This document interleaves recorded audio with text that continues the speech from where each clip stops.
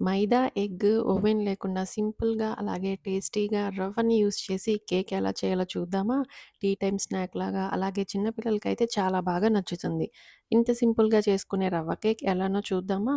1 cup రవ్వ తీసుకొని mixie జార్‌లోకి వేసి ఫైన్ పౌడర్‌లా మిక్సీ పట్టుకొని బౌల్‌లోకి వేసుకోవాలి. నెక్స్టు 3/4 కప్పు షుగర్‌ని తీసుకొని మిక్సీ పట్టుకొని బౌల్‌లోకి యాడ్ చేసుకోవాలి.